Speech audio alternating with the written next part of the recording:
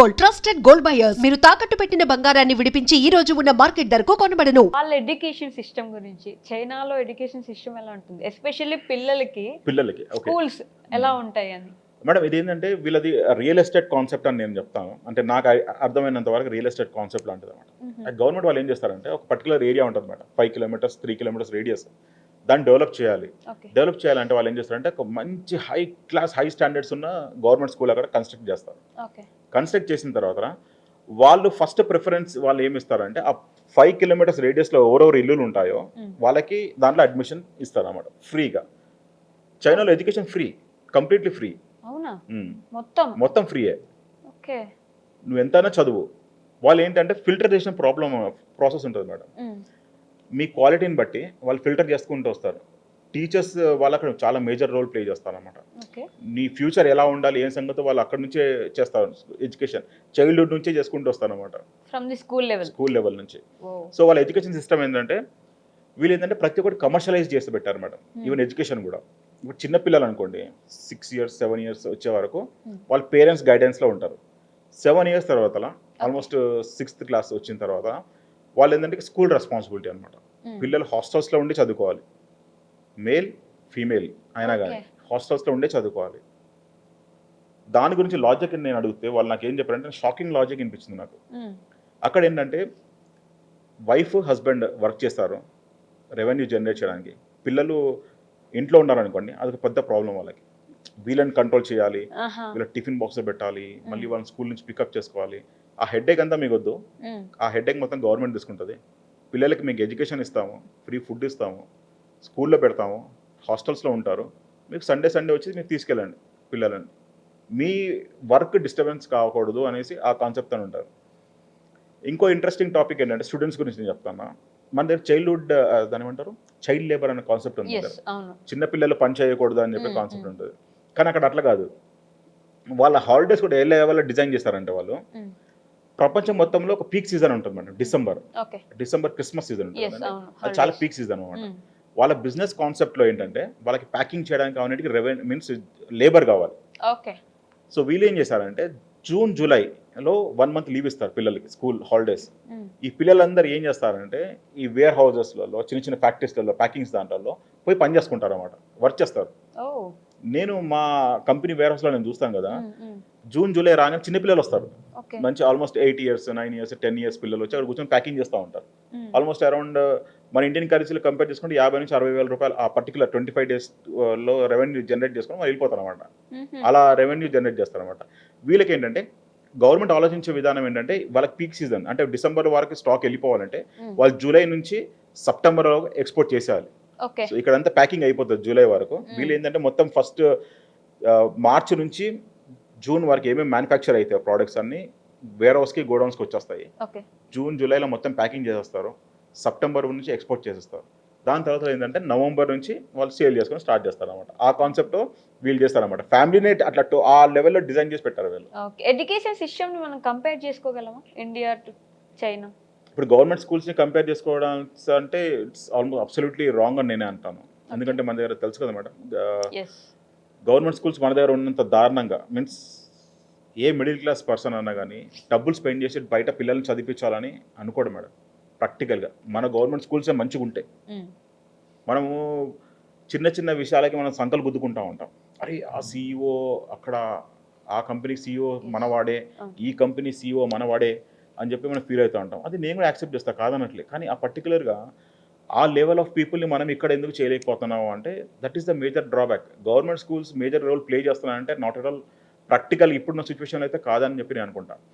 మన గవర్నమెంట్ వాళ్ళు జబ్బలు తెచ్చుకునేది ఏంటంటే మేము పిల్లలకు ఫ్రీ భోజనం పెడతామని చెప్పిన. ఫస్ట్ ఆఫ్ ఆల్ ఆ ఫ్రీ భోజనం పెట్టే కాన్సెప్ట్లోనే మన గవర్నమెంట్ వాళ్ళు సిగ్గుపడాల్సిన విషయం ఏంటంటే పేరెంట్స్ ఫ్రీ భోజనం గురించి పిల్లల్ని స్కూల్కి పంపిస్తున్నారా, మీరు ఆ థాట్ ప్రాసెస్లో ఎందుకు ఆలోచిస్తున్నారు? అంతే కదా మేడం. ఇప్పుడు మేము ఫ్రీ భోజనం పెడుతున్నాం కాబట్టి పిల్లలు స్కూల్కి వస్తున్నారని చెప్పేసి మాట్లాడతారు చూడండి. కొంతమంది లీడర్స్ మిడ్ డే మీల్స్ పెడుతున్నాం కాబట్టి పిల్లలు స్కూల్కి వస్తారని మాట్లాడుతున్నారు కదా. ఆ ఫస్ట్ ఆఫ్ ఆల్ ఆ లీడర్స్ని చెప్పులు తీసుకొని కొట్టాలా. అంత దరిద్రంగా అంత దిగజారిపోతూ నువ్వు ఫ్రీగా నేను ఇది పెడుతున్నాను కాబట్టి పిల్లలు వస్తున్నారని చెప్పి నువ్వు మాట్లాడుతున్నావు చూడు, దానికి నువ్వు సిగ్గుపడరా అని చెప్పేసి మాట్లాడాలి ఎవరన్నా కానీ. ఆ పేరెంట్స్ వాళ్ళకి ఏదో కష్టం మీన్స్ అంత ఫీజులు కట్టలేక వాళ్ళు పంపిస్తున్నారు. అట్లాంటప్పుడు నువ్వు గవర్నమెంట్ స్కూల్స్లో నువ్వు స్టాండర్డ్స్ ఇంప్రూవ్ చేసుకోవాలని నీకు ఉండాలా? నువ్వు డబ్బులు తీసుకుంటున్నావు కదా. మన దగ్గర దౌర్భాగ్యం ఏంటంటే మేడం, ప్రైవేట్ స్కూల్స్లో మనం లక్షల లక్షల ఫీజులు కట్టి పంపించినప్పుడు అక్కడ ఉన్న టీచర్స్కి ప్రాపర్ క్వాలిఫికేషన్ ఉండదు, ప్రాపర్ టాలెంట్ ఉండదు. కానీ గవర్నమెంట్ స్కూల్లో వాళ్ళు ఎంతో క్వాలిఫైడ్ అయిన టీచర్స్ ఉంటారు, ఎంతో టాలెంట్ ఉన్న ఉంటారు teachers, but they are not able to educate. ఎందుకంటే వాళ్ళు ఫర్ గ్రాంటెడ్ తీసుకున్నారు మేడం. గవర్నమెంట్ జాబ్ వచ్చిందంటే చాలు నేను రిలాక్స్ అయిపోతా, ఇంకా వాళ్ళకి నేను చదువు చెప్పినా పర్లేదు చెప్పకపోయినా పర్వాలేదు అని చెప్పేసి వాళ్ళు రిలాక్స్ అయిపోయి కూర్చుంటారు కదా. That is the major drawback అనమాట. అది మేజర్ ప్రాబ్లం అక్కడ వస్తుంది. ఓకే, స్టాండర్డ్స్ విషయానికి వస్తే ఎలా ఉంటుంది వాళ్ళది? బెటర్ చైనాలో కాంప్రమైజ్ అయ్యే సీన్ ఉండదు మేడం. ఇప్పుడు మన దగ్గర కొన్ని బ్యాడ్ ఇన్సిడెంట్స్ జరుగుతూ ఉంటాయి స్కూల్స్లో. I hope you understand. నేను లైవ్లో నేను చెప్పదలుచుకోలేదా ఆ వర్డ్స్.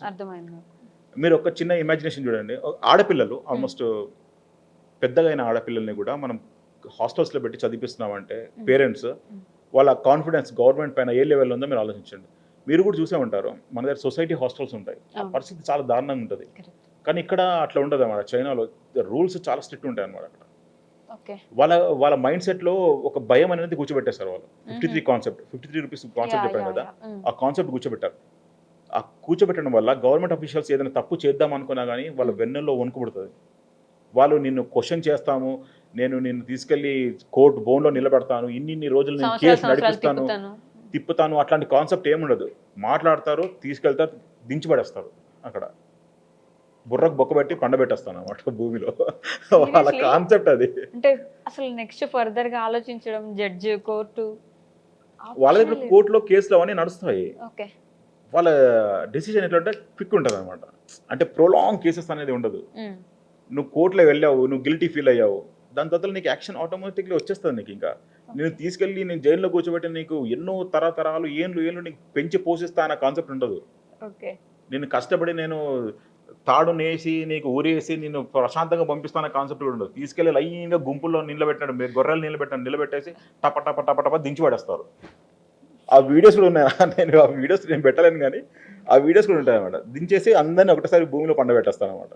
ఏ పాట ఆర్గన్ ఏది అవసరం ఉంటే అన్ని పీక్కొని పండబెట్టేస్తారు వాళ్ళు. ఎస్, అలాంటి సిస్టమ్ మన దగ్గర ఎందుకు ఉండదు? అలాంటి సిస్టమ్ మన దగ్గర ఉంటే ఈ పార్టీకి మనం యూఎస్ని ఎప్పుడో క్రాస్ చేస్తుండే. మనకున్న టాలెంట్కి ఎప్పుడో క్రాస్ చేస్తుండే. భయం అనేది ఇక్కడ లేదు మేడం. పొలిటికల్ లీడర్ అండు ఉందంటే చాలు, వాడంత తోపుగాడు లేడని ఎవడు అనుకోడు. తోపే. పోలీసు వాళ్ళు క్వశ్చన్ చేస్తారా? చేయలేరు. ఎవరైనా లోకల్ లీడర్స్ క్వశ్చన్ చేయగలుగుతారా? చేయలేరు. ఎందుకంటే నాకు ఆ ఎమ్మెల్యే తెలుసు, నాకు ఆ మినిస్టర్ తెలుసు అని ఈడు రెచ్చిపోతా ఉంటాడు. అట్లా ఉంటుంది అన్నమాట. Coming back to education, school to college to వాళ్ళకి జాబ్ వచ్చేంత వరకు మొత్తం చైనా గవర్నమెంటే చూసుకుంటుంది. Depends on your talent. Filterisation గురించి మీరు చెప్పారు. మీరు ఒలింపిక్స్ గురించి మీరు వినే ఉంటారు. మేజర్ గోల్డ్ మెడల్స్ అని చైనా వాళ్ళకి వస్తాయి. ఎలా ఎందుకు వస్తాయో తెలుసా? వాళ్ళని చైల్డ్హుడ్ నుంచే చూస్తూ ఉంటారు అనమాట. వీళ్ళు ఫిల్టరైజేషన్ ప్రాసెస్ ఎక్కువ చేస్తారు. ఇవి ఒక పర్టికులర్ స్టూడెంట్కి ఒక రన్నింగ్ టాలెంట్ ఉంది అనుకోండి, వాడికి చిన్నప్పుడే క్యాప్చర్ చేస్తారు. వీడికి రన్నింగ్ టాలెంట్ ఉంది. గవర్నమెంట్ వాళ్ళు వీళ్ళని మీన్స్ లోకల్ ఉన్న స్కూల్ వాళ్ళు, అడ్మినిస్ట్రేషన్ వాళ్ళు, టీచర్స్ మీన్స్ వాళ్ళ పేరెంట్స్ అప్రోచ్ అవుతారు. మీ కొడుకుకి ఈ టాలెంట్ ఉంది, వీ నీడ్ దిస్ గై అని. వాళ్ళు కూడా డెఫినెట్లీ అంటారు, ఓకే ప్లీజ్ గో హెడ్ అని. చిన్నప్పటి నుంచి తీసుకున్న తర్వాత వాళ్ళకి ఇచ్చే ట్రైనింగ్ ఏ రేంజ్లో ఇస్తారంటే, ఎడ్యుకేషన్ ఇస్ సెకండరీ. వీడు రన్నింగ్లో పర్ఫెక్ట్ కాబట్టి వీడిని రన్నింగ్లో నేను ట్రైన్ చేస్తాను. అదే విధంగా వాడిని ట్రైన్ చేసి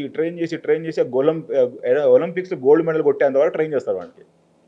ఫుడ్ అదంతా కూడా గవర్నమెంట్ చూసుకుంటుంది పర్ఫెక్ట్గా.